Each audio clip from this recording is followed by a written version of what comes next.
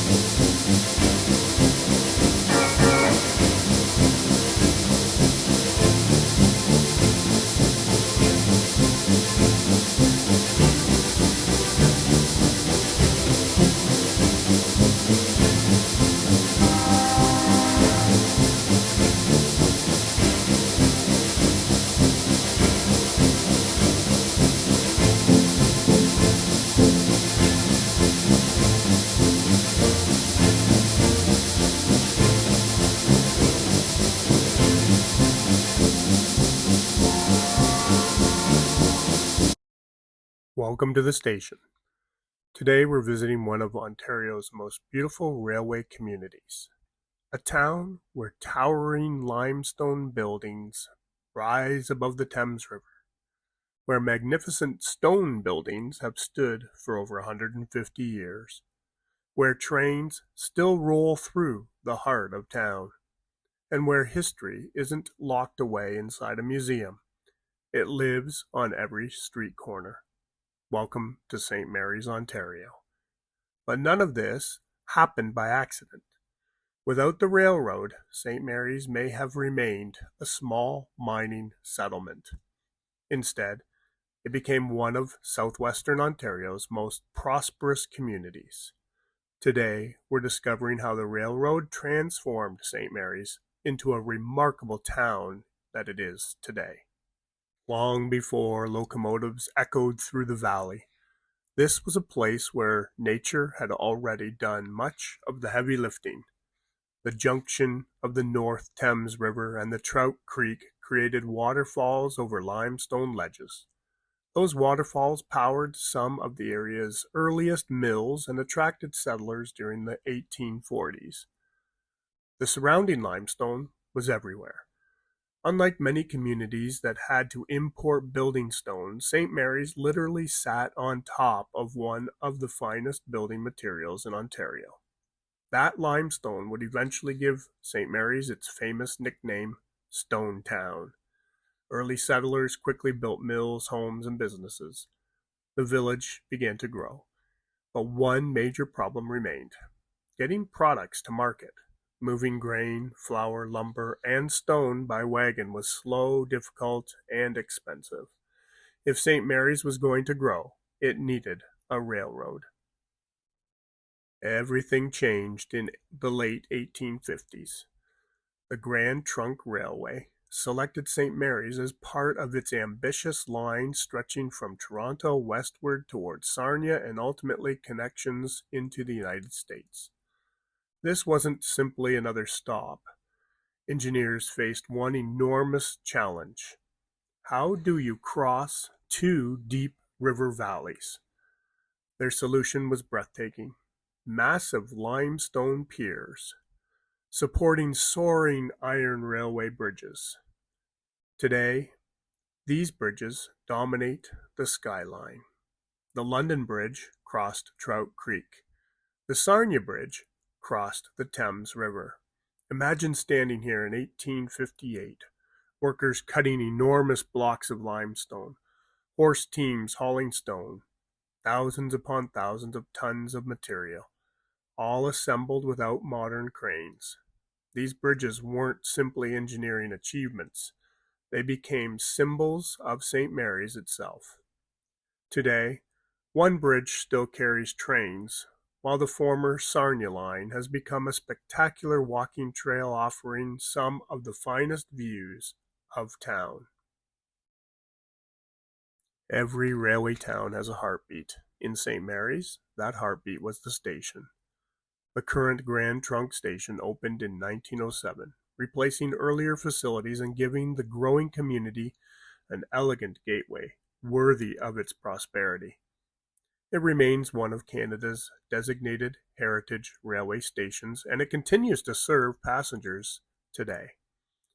Imagine arriving here more than a century ago.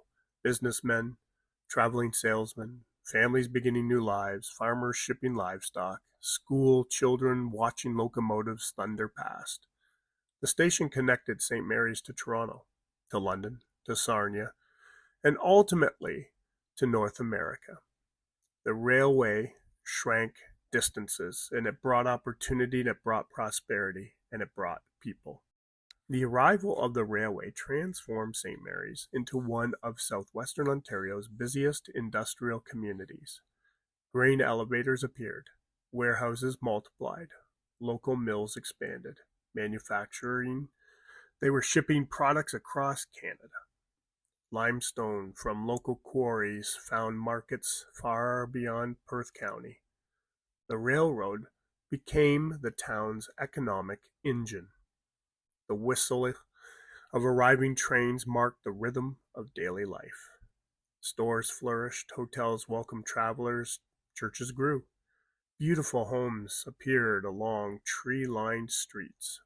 The prosperity created by rail transportation is still visible today in the remarkable architecture surrounding us. One of my favorite parts of visiting St. Mary's? Simply walking. Everywhere you look, beautiful limestone. Unlike brick towns, St. Mary's has a personality all its own. Historic churches, elegant homes, commercial buildings, the magnificent town hall. Even ordinary storefronts become extraordinary because they're built from local stone. It's easy to understand why photographers, historians, and visitors continue returning year after year. This is one of Ontario's finest collections of 19th century limestone architecture. And the railway helped make much of it possible by creating the prosperity that allowed the town to build on such a grand scale. One of St. Mary's most recognizable attractions began as hard work. This enormous limestone quarry supplied stone for decades. Railway sidings carried limestone away from construction throughout the region. When quarry operations ceased in 1930, pumps were removed and natural springs gradually filled the pits with crystal clear water.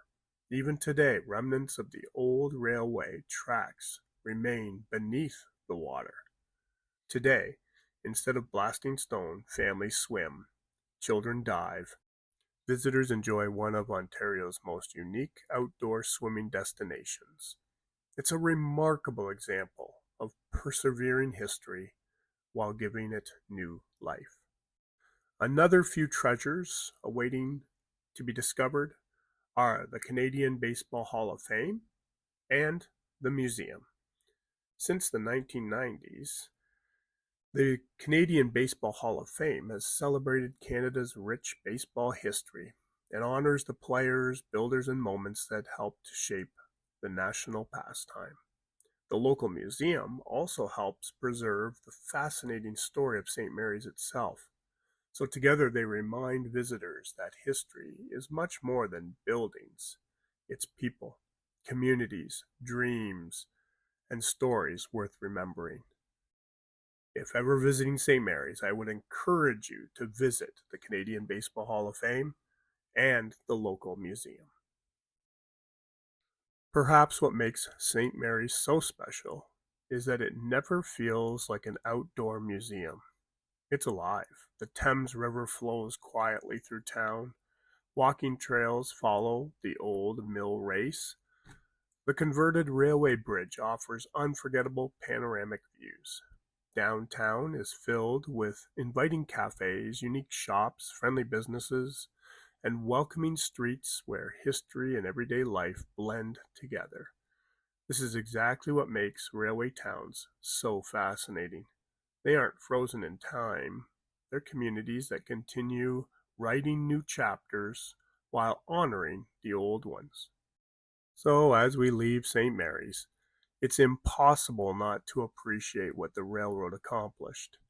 It didn't simply bring trains. It brought opportunity, it brought commerce, it brought people, and it connected those people. It transformed a small milling village into one of Ontario's architectural treasures.